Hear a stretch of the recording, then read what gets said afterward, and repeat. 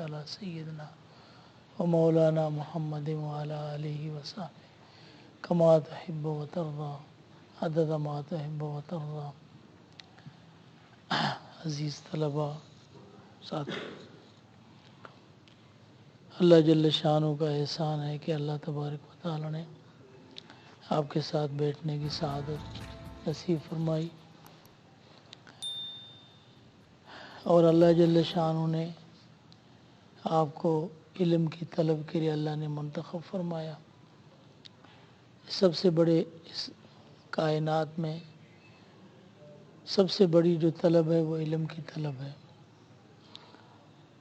آپ صلی اللہ علیہ وسلم نے فرمایا کہ جو ایسے راستے پر چلے کہ جس میں علم کو حاصل کرے تو اللہ جل شانہ اس کے لیے جنت کا راستہ آسان بناتا ہے۔ تو یہ جنت کا راستہ ہے اور اللہ تبارک و تعالیٰ کے ذات کی منزل ہے، اور اللہ جل شانہ نے فرمایا کہ کبھی بھی اہل علم اور بے علم کبھی برابر نہیں ہو سکتے، لیکن اللہ نے علم والوں کس کو فرمایا؟ امن ہوا قانت آناء اللیل ساجدا وقائما یحذر الآخرۃ ویرجو رحمت ربہ، جو دن رات کو اللہ کا عبادت گزار ہو اور اللہ کی ذات سے اور آخرت سے خوف رکھتا ہو اور اللہ کی رحمت کا امیدوار ہو، وہی اہل علم ہے۔ یعنی علم بھی اللہ کے ہاں وہی مقبول ہے جو علم انسان کے دل تک اتر جائے اور دل کی صفت بن جائے، وہ اللہ کے ہاں مقبول ہے۔ لیکن وہ علم جو انسان کے نفس کی صفت ہو، وہ انسان کو اللہ سے دور کر دیتی ہے۔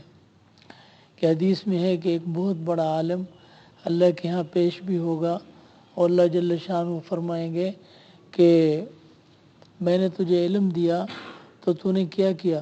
تو وہ عرض کرے گا یا رب میں ساری زندگی پڑھاتا رہا اور دین کے کام میں محنت کرتا رہا، علم کو نشر کرتا رہا، اس پڑھتے پڑھاتے میری موت ہو گئی۔ تو اللہ فرماتے ہیں بے شک تو نے یہ کام کیا، لیکن لیقال انک عالم، تاکہ لوگ کہیں کہ تو بہت بڑا عالم ہے۔ تو اللہ فرماتے ہیں اس کو گھسیٹ کے جہنم میں لے جاؤ۔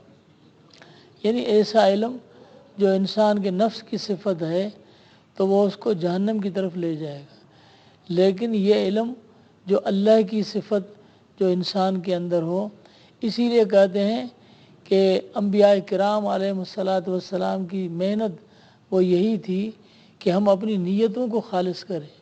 تو نیتوں کے خلوص کا مطلب یہی ہوتا ہے کہ دل کا قبلہ جو ہے اس کا رخ اللہ کی طرف مڑ جائے، اللہ کی طرف مڑ جائے۔ تو ہم بھی یہ کوشش کریں کہ نیت کا رخ جو ہے وہ اللہ کی طرف مڑ جائے اور اخلاص ہو، صرف یہ ہو کہ ہم جتنا پڑھتے ہیں پڑھاتے ہیں جو کچھ بھی کریں کوئی مقصد نہ ہو، صرف اللہ کی رضا کے لیے۔ کہ زمانے میں ایک بادشاہ تھا، اس نے مدرسہ کھولا، تو اس زمانے میں بڑے بڑے لوگ قاضی بنتے تھے، مفتی بنتے تھے۔ تو بادشاہ نے کہا کہ میں اتنا جو خرچ کرتا ہوں اب میں مدرسے کا دورہ کروں گا۔ تو مدرسے کا دورہ کیا اور آ کے جو طلبہ پڑھ رہے تھے ان سے پوچھا کہ تم کیا پڑھ رہے ہو؟ ایک نے بتایا میں یہ پڑھتا ہوں۔ بھئی کیوں پڑھ رہے ہو؟ اس نے کہا اس لیے پڑھ رہا ہوں کہ میرا باپ قاضی ہے، میں بھی قاضی بن جاؤں۔ اور دوسرے نے کہا میں مفتی بن جاؤں، کسی نے کہا مجھے کوئی یہ عہدہ مل جائے۔ تو بادشاہ کو دل میں خیال آیا کہ میں مدرسہ بند کرتا ہوں، اس لیے یہ سارے کوئی فتویٰ کے لیے، کوئی قاضی بننے کے لیے، کوئی دنیا کے کاموں کے لیے پڑھ رہے ہیں، اور اس پر پھر اس پڑھنے کا کیا فائدہ؟ تو دیکھا کہ ایک کونے میں ایک طالب علم ہے، وہ بھی ایک لالٹین جو ہے اس پہ وہ مطالعہ کر رہا ہے، اس سے جا کے پوچھا کہ کیا پڑھتے ہو؟ تو اس نے کہا کہ میں یہ پڑھ رہا ہوں کتابیں۔ کس لیے پڑھتے ہو؟ اس نے کہا میں اپنے رب کو راضی کرنے۔ تو بادشاہ نے کہا کہ میں اس ایک طالب علم کی وجہ سے میں مدرسے کو بند نہیں کرتا۔ وہ ایک تھا جس نے کہا میں اللہ کی رضا کے لیے پڑھتا ہوں۔ وہ کون تھا؟ ابو حامد غزالی، امام غزالی رحمۃ اللہ علیہ۔ ہاں، اب مقصد یہ ہے کہ ہم جو کچھ بھی پڑھیں اللہ تبارک و تعالیٰ کی رضا کے لیے، اور اگر کوشش کریں کہ اللہ کی رضا ہمیں مکمل طور پر دل میں نہیں بھی آتی، پھر بھی شیطان کے کہنے پر ہم چھوڑے مت، ہم پڑھتے رہیں، پڑھتے پڑھتے پڑھتے ایک دن ایسا آ جائے گا کہ ہمیں خود بخود اللہ کی رضا وہ آ جائے گی۔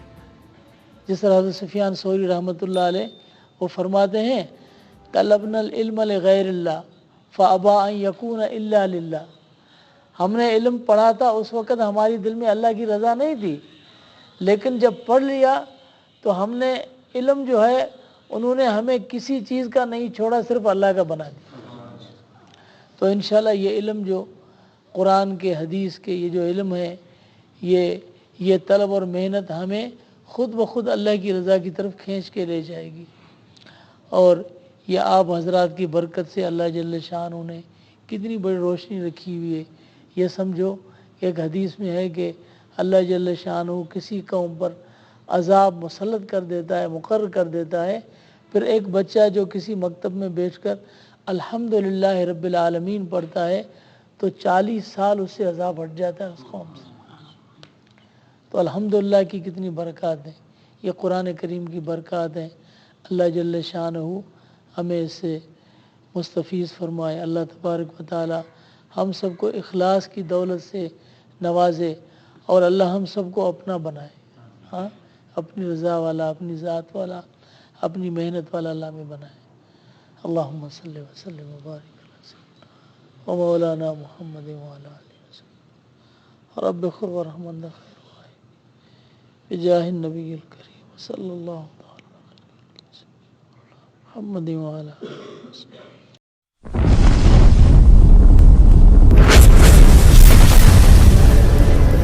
Subscribe my YouTube channel.